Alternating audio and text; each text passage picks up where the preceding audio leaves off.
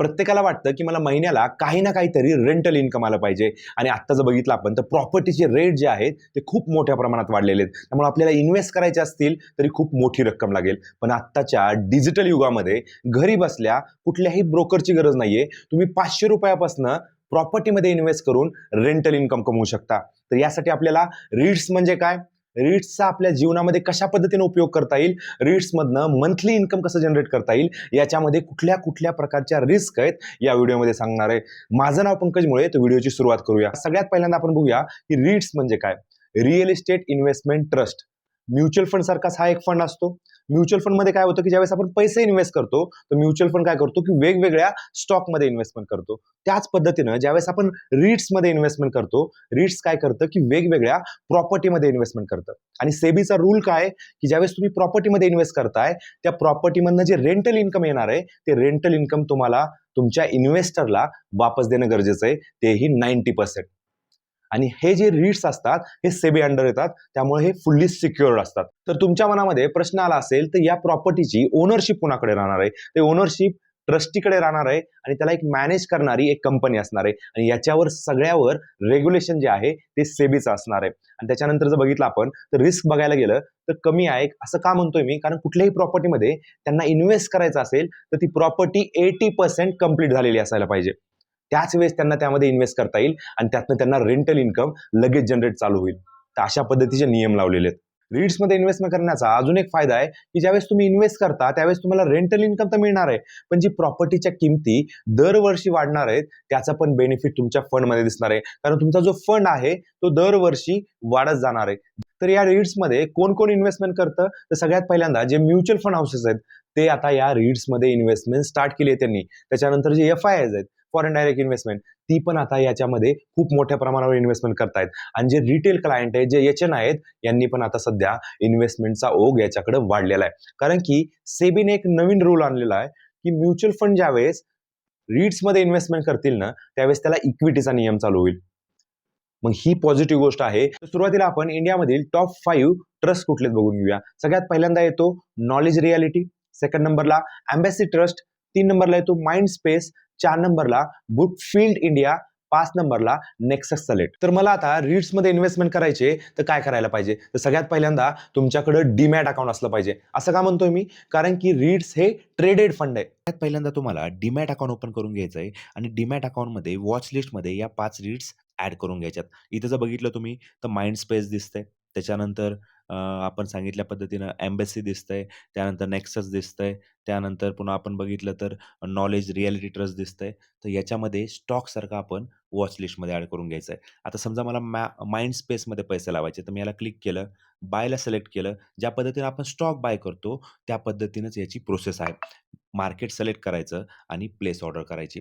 आणि ज्यावेळेस आपल्याला सेल करायचं आहे त्यावेळेस आपण सिंपल आहे, याच्यामध्ये तुम्ही पोर्टफोलिओमध्ये आल्यानंतर पोर्टफोलिओमध्ये तुम्हाला ते दिसेल आणि इथून तुम्ही सेल करू शकता डायरेक्ट स्टॉकसारखं. त्यामुळं प्रोसेस एकदम सोपी आहे. घाबरायचं कारण नाहीये. आणि ज्यांच्याकडं डीमॅट अकाउंट नाहीये त्यांच्यासाठी मी डिस्क्रिप्शनमध्ये लिंक शेअर करतो. एंजल वनमध्ये तुम्ही डीमॅट अकाउंट ओपन करू शकता. आता महत्त्वाचा मुद्दा येतो की या रीट्समध्ये इन्व्हेस्टमेंट करताना याच्यामध्ये रिस्क कुठल्या प्रकारची आहे. नॉर्मली बघायला गेलं की हा एक रिअल इस्टेटचा बिझनेस आहे. त्यामुळं कोरोनासारखा काळ आला किंवा काही प्रॉब्लेम्स आले तर रिअल इस्टेटचे प्रॉपर्टीचे रेट जर खाली आले ना तर त्याचा इम्पॅक्ट डायरेक्ट या फंड्सवर होऊ शकतो, कारण हे ट्रेडेड फंड आहेत. मार्केटमध्ये डिमांड कशा पद्धतीनं राहते ना याच्यावर डिपेंड आहेत. त्यानंतर RBIचे जे इंटरेस्ट रेट आहे याच्यावर पण डिपेंडन्सी आहे, कारण की मोठ्या प्रमाणामध्ये डेट घेऊन प्रॉपर्टीमध्ये इन्व्हेस्टमेंट करणाऱ्या ट्रस्ट असतात. त्यामुळे इंटरेस्ट रेट पण याच्यामध्ये प्रमुख भूमिका ठेवतो. त्यामुळे इन्व्हेस्टमेंट करताना सगळ्या गोष्टीचा विचार करूनच आपण रीट्समध्ये इन्व्हेस्टमेंट केली पाहिजे. हिस्टॉरिकल डेटा बघितला पाहिजे. ही रीट्स जी आहे, ही ट्रस्ट जी आहे कुठल्या प्रॉपर्टीमध्ये इन्व्हेस्टमेंट करते, कुठल्या कुठल्या ठिकाणामध्ये याची इन्व्हेस्टमेंट आहे, या सगळ्या गोष्टीचं अनालिसिस करूनच आपण या रीट्समध्ये इन्व्हेस्टमेंट केली पाहिजे. मोठे ऑफिस बिल्डिंग IT पार्कमध्ये इन्व्हेस्टमेंट करण्यासाठी खूप मोठी अमाऊंट लागते. तर या प्रकारची जी इन्व्हेस्टमेंट असते ना या ट्रस्ट इन्व्हेस्टमेंट करतात.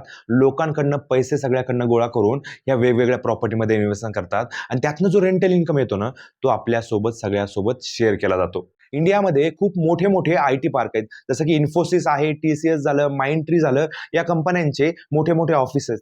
आणि हे ऑफिसेस जे आहेत हे ओन नाही आहेत, हे रेंटेड आहेत. आणि हे रेंट कुणाला मिळतोय तर या ट्रस्ट फंडमध्ये मिळतोय. आणि ह्या ट्रस्ट फंडमध्ये ज्यांनी इन्व्हेस्ट केलेत पैसे त्यांना तो रेंटल इन्कम मिळू शकतो. आता आपण एखादी प्रॉपर्टी बाय करायची आहे, त्याच्यावर बिल्डिंग डेव्हलप करायची आहे, त्यासाठी खूप मोठा पैसा लागतो. तर त्यासाठी काय आहे की आपण नॉर्मली छोट्या अमाऊंटपासून या प्रॉपर्टीजमध्ये इनडायरेक्टली इन्व्हेस्ट करू शकतो आणि त्यातनं आपल्याला रेंटल इन्कम मिळू शकतं.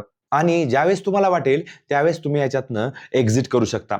मार्केट चालू असेल की या फंडमध्ये ट्रेडिंग पण चालू होते. त्यामुळं तुम्ही ॲज अ स्टॉक सारखं याच्याकडे बघू शकता. तुम्हाला ज्यावेळेस वाटेल त्यावेळेस तुम्ही याच्यातनं एक्झिट करू शकता. एवढी चांगली लिक्विडिटी आहे. त्यामुळं तुमच्या पोर्टफोलिओचा काही हिस्सा रीट्समध्ये इन्व्हेस्टमेंट करणं खूप महत्त्वाचं आहे. एक रूल आहे. तो जर तुम्ही फॉलो केला ना तर लॉंग टर्ममध्ये वेल्थ क्रिएट करण्यापासून तुम्हाला कोणीही रोखू शकत नाही. असं का म्हणतोय मी? कारण की नॉर्मल जर बघायला गेलं तर ज्यांनी स्टॉक मार्केटमध्ये इन्व्हेस्टमेंट केलेली आहे, ज्यांनी म्युच्युअल फंडमध्ये इन्व्हेस्टमेंट केलेली आहे, ज्यांनी गोल्ड सिल्वरमध्ये इन्व्हेस्टमेंट केलेली आहे, प्रत्येक वर्षीच हे ॲसेट क्लास परफॉर्म करत नाहीयेत. कधी कधी गोल्ड सिल्वर करतं. आता मागच्या 2 वर्षामध्ये जर बघितलं आपण तर गोल्ड सिल्वरने चांगलं परफॉर्म केलेलं आहे, स्टॉक मार्केटने नाही केलेलं आहे. त्याच्या आधी जर बघितलं आपण 4 ते 5 वर्षामध्ये स्टॉक मार्केटने चांगले रिटर्न दिले होते. त्याच्यानंतर जर बघितलं आपण तर रिअल इस्टेट मार्केट जे आहे ते कोरोना नंतर वाढायला चालू झालं परत. कोरोनामध्ये त्याच्यामध्ये डाऊनफॉल होता. तर अशाच पद्धतीनं आपल्याला जर पैसे कमवायचे असतील तर आपल्यामध्ये पेशन्स असणं गरजेचं आहे. आता नॉर्मली बघायला गेलं की ज्यांची SIP चालू आहे म्युच्युअल फंडमध्ये, तर SIPचा जर आपण ॲव्हरेज काढलं तर ते फक्त 2.5 वर्षाचं ॲव्हरेज आहे. म्हणजे 2.5 वर्षामध्ये जवळपास 95% लोक जे आहेत ते पैसे विड्रॉ करून घेतात.